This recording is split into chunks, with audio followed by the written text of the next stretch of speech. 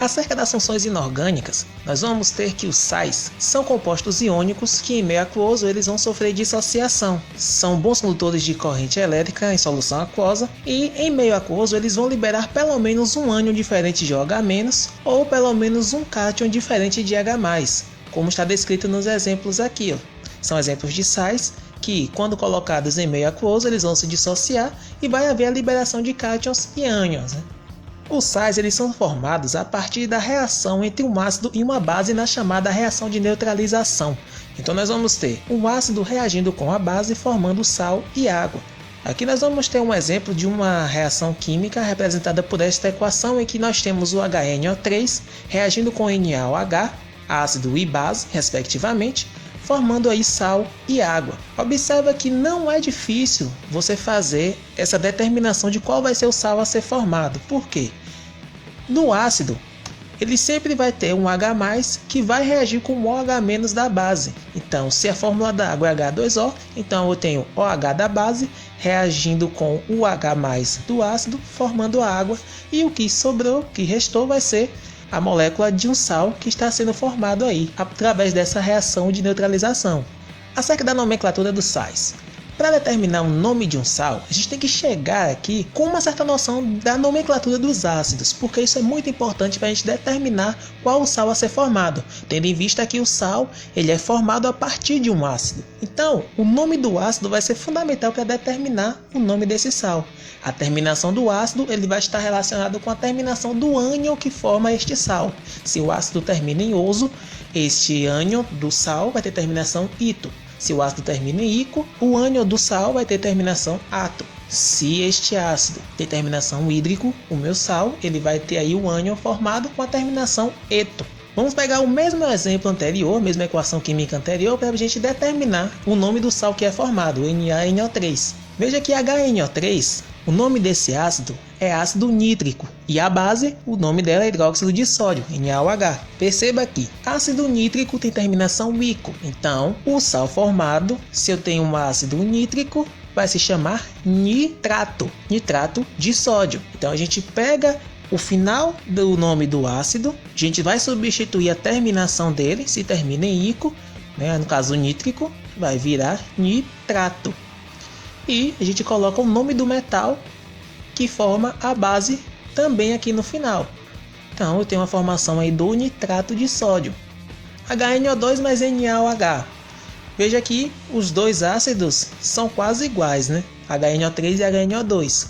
A diferença vai ser que o HNO2 tem um oxigênio a menos. E isso vai influenciar na nomenclatura desse ácido. Se HNO2, ele vai ser chamado de ácido nitroso. Se o ácido termina em oso, o sal formado vai ter terminação ito. Então, se eu tenho um ácido nitroso, eu vou ter então o nitrito de sódio também. Por quê? Porque o sódio é o metal que pertence à base que reage com o ácido. Outro exemplo aqui, nós vamos ter o HCl e o KOH. HCl é o ácido clorídrico e o KOH é o hidróxido de potássio. Então, se eu tenho um ácido clorídrico, o sal formado vai ter terminação eto. Ácido clorídrico, cloreto de potássio. Muito fácil isso aqui. Mas se você ainda tiver muita dúvida em como memorizar isso, a gente tem até uma frasezinha que a gente utiliza para não esquecer. A frase é essa aqui, Mosquito teimoso, te bato de pico, te meto no vidrico. Observe que a terminação das palavras elas vão estar relacionadas assim como esta regra que é utilizada aí. Sobre a classificação dos sais. Sal ele pode ser classificado como neutro. Isso vai acontecer quando este sal ele for formado apenas por um cátion e por um ânion. O sal neutro também ele resulta da reação de uma base forte com um ácido forte, ou ainda pode ser o resultado da reação entre uma base e um ácido, ambos fracos. E aqui a gente tem essa equação química para exemplificar. HCl, que é o ácido clorídrico, e o hidróxido de sódio. Note que eles vão formar ali o cloreto de sódio. Então vai ser formado por um único cátion e um único ânion. O cátion que é o Na+, e o ânion Cl-. Este sal ele é chamado de sal neutro porque quando é adicionado na água, ele não altera o pH do meio. Por isso que o nome é sal neutro. Um sal também pode ser classificado como sal ácido. Todo sal ácido ele é resultado de uma reação entre um ácido forte com uma base fraca. Os sais ácidos, quando colocados em alguma solução, eles vão diminuir o pH, ou seja, eles vão aumentar a acidez da solução. E aqui a equação química para exemplificar. A gente vai ter o ácido clorídrico reagindo com o hidróxido de alumínio. O ácido clorídrico é um ácido forte, o hidróxido de alumínio é uma base fraca. Ele vai formar ali, vai produzir o cloreto de alumínio, que no caso aí é um sal ácido.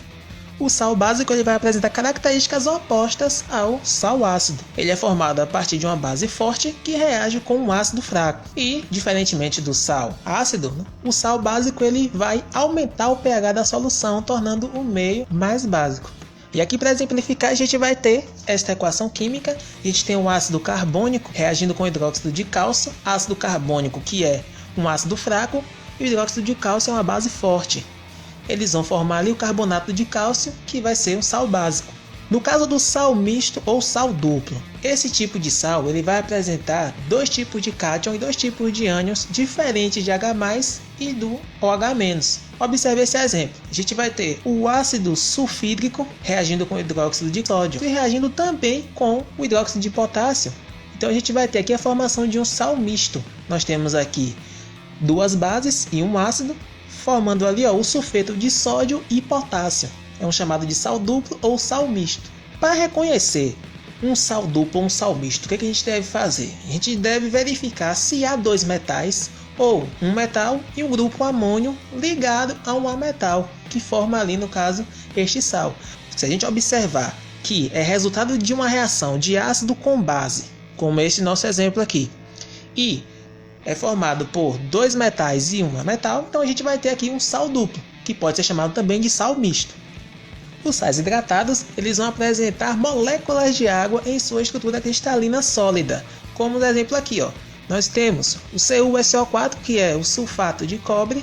Veja que ele está aqui com 5 moléculas de água, então a gente vai chamar de sulfato de cobre pentahidratado. Então a gente vai acrescentar aqui o penta, que é relacionado ao número 5, hidratado porque este sal tem a presença da água ali na sua estrutura cristalina sólida. Outro exemplo aqui, a gente tem o cloreto de cálcio e 2 moléculas de água ali junto com ele. Então a gente vai chamar de cloreto de cálcio dihidratado. Di porque são 2. Se fossem 3, seria trihidratado. E por aí vai. Então veja aqui, este assunto de sais, ele não é difícil. Ele é bem tranquilinho, só que a gente precisa ter um pouco de atenção na determinação da nomenclatura, observar também a classificação desse sal. No mais, é tudo muito simples, tudo muito fácil, sem bicho de 7 cabeças, tá? Se isso já foi difícil um dia, foi até ontem. E se você ainda não se inscreveu no canal, faz esse favor, clica aí embaixo, se inscreve, compartilha esse vídeo com seus amigos, com seus colegas, para que possamos aprender mais sobre a química. Um forte abraço!